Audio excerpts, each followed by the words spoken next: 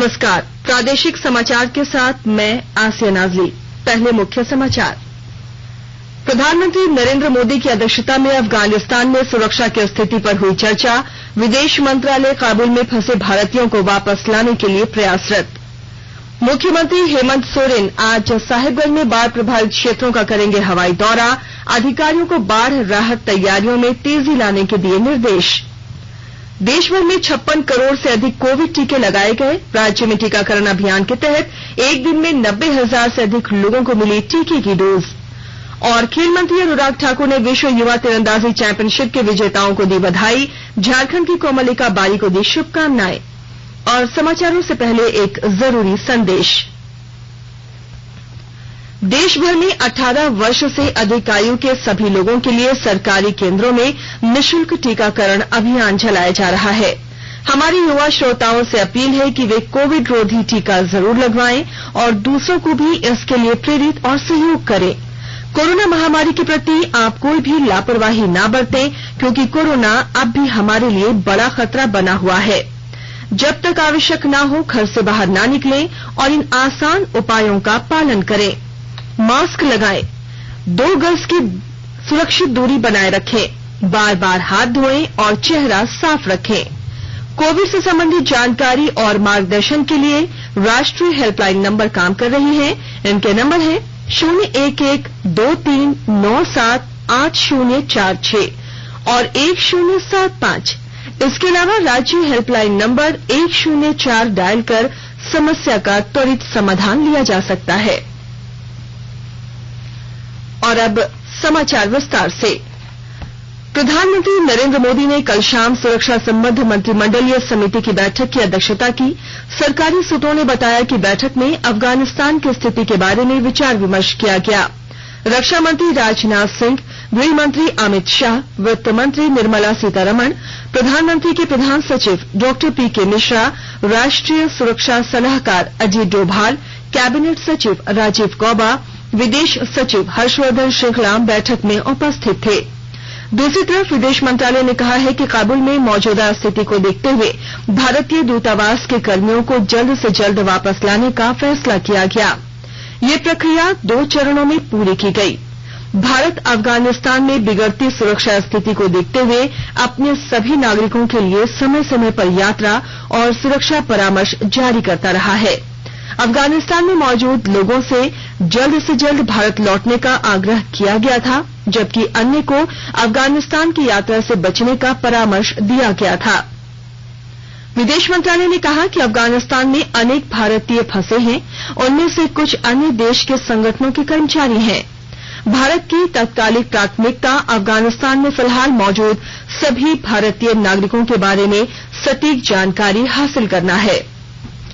विदेश मंत्रालय की विशेष अफगानिस्तान प्रकोष्ठ ने सभी संबंधित पक्षों से तत्काल संबंधित जानकारी देने का आग्रह किया है।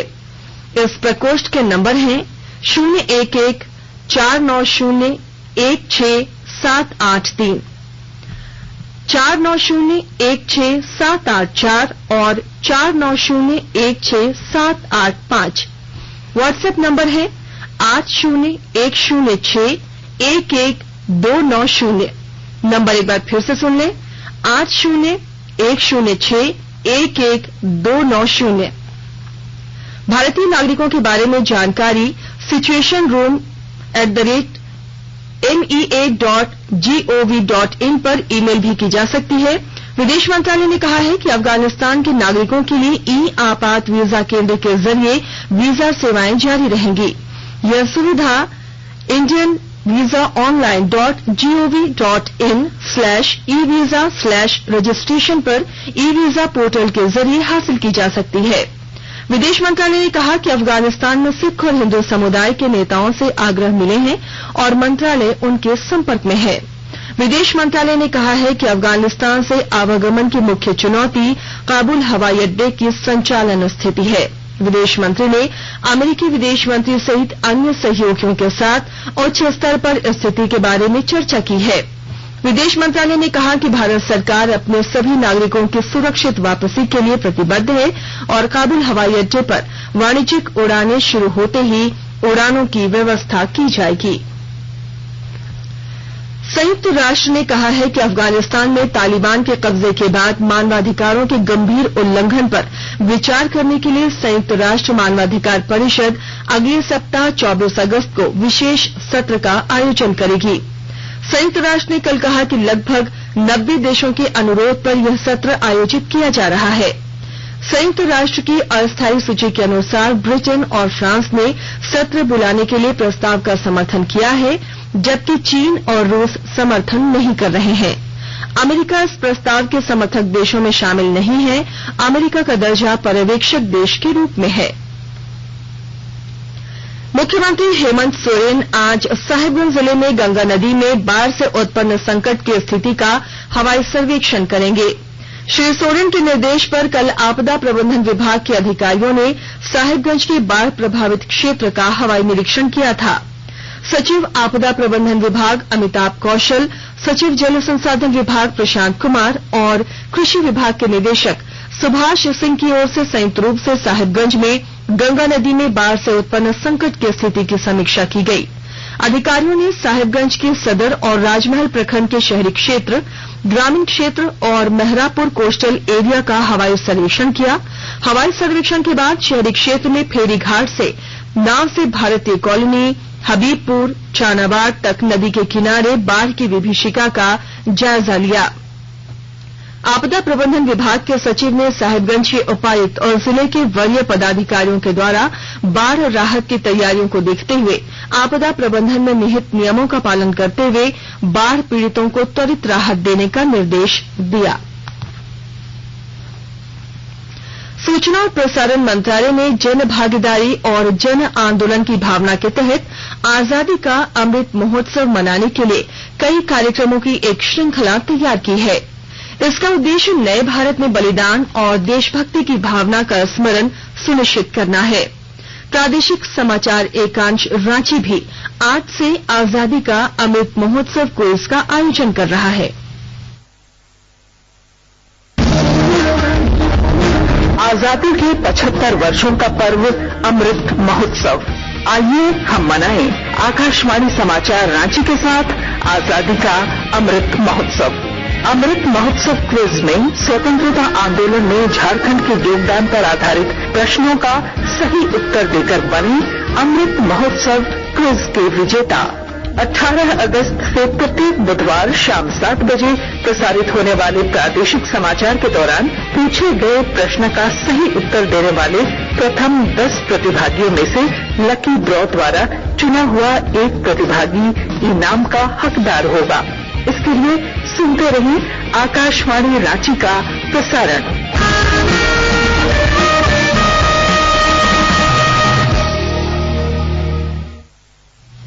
केंद्र सरकार कोविड महामारी के दौरान लोगों की सुविधा के लिए बनाई गई राष्ट्रीय स्तर की हेल्पलाइन नंबर के बारे में लोगों को जागरूक कर रही है।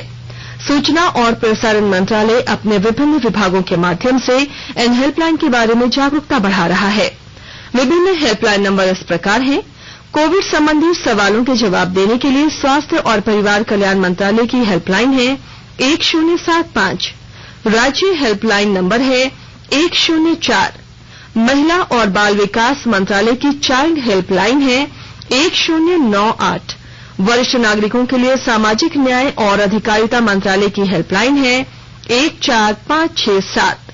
मनोवैज्ञानिक सहायता के लिए राष्ट्रीय मानसिक स्वास्थ्य और तंत्रिका विज्ञान संस्थान निम्हांस का नंबर है 0804611007। आयुष कोविड परामर्श हेल्पलाइन नंबर है 14443 और माई गव व्हाट्सएप हेल्प डेस्क नंबर है 9013151515। आकाशवाणी के ताजा तरीन समाचारों के लिए आप हमारी वेबसाइट newsonair.com पर लॉग इन कर सकते हैं। ताजा समाचार Twitter handle @AIR news alerts और Facebook page All India Radio news पर भी उपलब्ध है। आप प्रादेशिक समाचार एकांश के Twitter handle @AIR news _Ranchi और फेसबुक, इंस्टाग्राम पेज तथा यूट्यूब चैनल पर भी हमारे बुलेटिन सुन सकते हैं। प्रादेशिक समाचार आप आकाशवाणी रांची से सुन रहे हैं और अब पेश है कोरोना से बचाव के कुछ संदेश। कोविड-19 से बचाव और सुरक्षित रहने के 3 उपाय।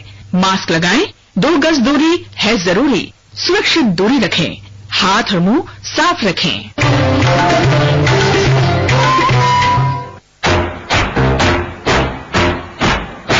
चलो मिलकर एक शुरुआत करें, चलो एक फैसला आज करें, मास्क नहीं तो रोकेंगे, कोरोना को रोकेंगे, चलो एक वादा करते हैं, चलो एक वादा करते हैं, मास्क नहीं तो रोकेंगे, कोरोना को रोकेंगे। भारत सरकार द्वारा जनहित में जारी। प्रादेशिक समाचार में एक बार फिर आपका स्वागत है। राष्ट्रव्यापी कोविड रोधी टीकाकरण अभियान के अंतर्गत पूरे देश में अब तक 56 करोड़ से अधिक टीके लगाकर नई उपलब्धि हासिल की है। देश में पिछले 24 घंटों के दौरान 88,13,000 से अधिक टीके लगाए गए। स्वास्थ्य मंत्रालय ने बताया है कि कल 25,166 नए कोविड मरीजों की पुष्टि हुई, जो कि पिछले 154 दिनों में सबसे कम है। स्वस्थ होने की दर 97.51% हो गई है, जो कि पिछले वर्ष मार्च से अब तक की सर्वाधिक दर है। स्वास्थ्य विभाग के आंकड़ों के अनुसार राज्य में कोरोना संक्रमित सक्रिय मरीजों की संख्या 217 है। वहीं कल एक व्यक्ति की कोरोना संक्रमण से मौत हो गई। पिछले 24 घंटों के दौरान राज्य में 15 नए संक्रमित मिले और 33 लोग कोरोना मुक्त होकर घरों को वापस लौट गए। कल रांची से 4, पूर्वी सिंहभूम, खूंटी और लोहरदगा से एक नए संक्रमित मिले हैं। राज्य में स्वस्थ होने की दर 98.46% है। वहीं कोरोना टीकाकरण अभियान के तहत कल 64,697 लोगों को कोविड टीके की पहली डोज मिली और 25,953 लोगों ने कोरोना टीके की दूसरी डोज ली। पाकुड़ जिले में गरीबी रेखा से नीचे रहने वाले जिले की महिलाओं को आत्मनिर्भर बनाने के साथ ही उनका बीमा कराने में भी सरकार विशेष बीमा अभियान चला रही है। सखी मंडलों से जुड़ी सखी दीदियों को प्रधानमंत्री जीवन ज्योति सुरक्षा बीमा योजना से जोड़ने के लिए विशेष अभियान चलाए जा रहे हैं। विशेष जानकारी दे रहे हैं हमारे पाकुड़ संवाददाता। कोरोना आपदा की इस घड़ी में शासन प्रशासन मजदूरों को रोजगार मुहैया कराने के साथ ही सखी मंडलों से जुड़ी महिलाओं की भी चिंता कर रहा है। ग्रामीण विकास विभाग सखी मंडलों की सखी दीदियों को बीमा का लाभ दिलाने के लिए सुरक्षित भविष्य सुरक्षित परिवार विशेष बीमा अभियान चला रहा है। अभियान के तहत समूहों से जुड़ी सखी दीदियों का प्रधानमंत्री जीवन ज्योति एवं प्रधानमंत्री जीवन सुरक्षा योजना के साथ ही अटल पेंशन योजना से आच्छादित करने का काम जोर शोर से चल रहा है। समूहों से जुड़ी वैसी सखी दीदियां जो बीमा राशि 342 रुपये का भुगतान नहीं कर सकती, उन्हें स्वयं सहायता समूहों से बिना सूद के 350 रुपये बतौर ऋण मुहैया कराए जा रहे हैं। राम प्रसाद सिन्हा, आकाशवाणी समाचार, पाकुड़। खेल मंत्री अनुराग ठाकुर ने कल नई दिल्ली में आयोजित एक कार्यक्रम में विश्व युवा तीरंदाजी चैंपियनशिप के विजेताओं को बधाई दी। श्री ठाकुर ने कहा कि पूरे देश को उन पर गर्व है। भारत ने पोलैंड में इस प्रतियोगिता में 8 स्वर्ण, 2 रजत और 5 कांस्य सहित कुल 15 पदक अपने नाम किए। श्री ठाकुर ने कहा कि जमीनी स्तर पर चलाए जा रहे कार्यक्रमों का परिणाम है कि इस तरह की प्रतिभाएं सामने आ रही हैं। उन्होंने कहा कि प्रधानमंत्री नरेंद्र मोदी की अगुवाई में खेलो इंडिया जैसी पहल से कई प्रतिभाओं को बेहतर मंच मिल पाया है। खेल मंत्री ने कहा कि इस तरह के प्रदर्शन से और भी खिलाड़ियों को आगे आने का मौका मिलेगा। इस मौके पर खेल मंत्री ने झारखंड की युवा तीरंदाज कोमलिका बारिया से विशेष मुलाकात की और आने वाली प्रतियोगिताओं के लिए शुभकामनाएं दी। और अब सुनते हैं अखबारों की सुर्खियां। राज्य से प्रकाशित होने वाले लगभग सभी अखबारों ने प्रधानमंत्री नरेंद्र मोदी द्वारा सुरक्षा मामलों की मंत्रिमंडलीय समिति की बैठक की खबर को प्रमुखता से प्रकाशित किया है।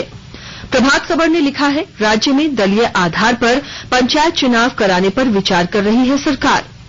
हिन्दुस्तान ने साहिबगंज में बाढ़ का संकट बढ़ने और मुख्यमंत्री द्वारा आज हवाई सर्वेक्षण किए जाने की खबर को पहले पन्ने पर जगह दी है। दैनिक भास्कर ने स्पेशल रिपोर्ट के तहत नीट, एनटीए और क्लैट परीक्षाओं में विवाद होने पर कोर्ट में लंबित मामलों की खबर को प्रमुखता से प्रकाशित किया है। दैनिक जागरण ने लिखा है, टैगोर के वंशजों की जमीन के खतियान में छेड़छाड़, हाईकोर्ट ने सरकार से मांगा जवाब। वहीं रांची एक्सप्रेस ने खेल के प्रोत्साहन पर झारखंड सरकार का जोर की खबर को अपनी पहली हेडलाइन बनाई है। अंग्रेजी दैनिक द टाइम्स ऑफ इंडिया और हिंदुस्तान टाइम्स ने सुप्रीम कोर्ट द्वारा केंद्र सरकार पर पेगासस मामले में याचिका दायर करने का निर्देश दिया। और अब अंत में मुख्य समाचार एक बार फिर। प्रधानमंत्री नरेंद्र मोदी की अध्यक्षता में अफगानिस्तान में सुरक्षा की स्थिति पर हुई चर्चा। विदेश मंत्रालय काबुल में फंसे भारतीयों को वापस लाने के लिए प्रयासरत। मुख्यमंत्री हेमंत सोरेन आज साहिबगंज में बाढ़ प्रभावित क्षेत्रों का करेंगे हवाई दौरा। अधिकारियों को बाढ़ राहत तैयारियों में तेजी लाने के निर्देश। देशभर में 56 करोड़ से अधिक कोविड टीके लगाए गए। राज्य में टीकाकरण अभियान के तहत एक दिन में 90,000 से अधिक लोगों को मिली टीके की डोज। और खेल मंत्री अनुराग ठाकुर ने विश्व युवा तीरंदाजी चैंपियनशिप के विजेताओं को दी बधाई। झारखंड की कोमलिका बारी को दी शुभकामनाएं। इसके साथ ही आकाशवाणी रांची से प्रादेशिक समाचार का ये बुलेटिन समाप्त हुआ। घर में रहिए, सुरक्षित रहिए और सुनते रहिए आकाशवाणी।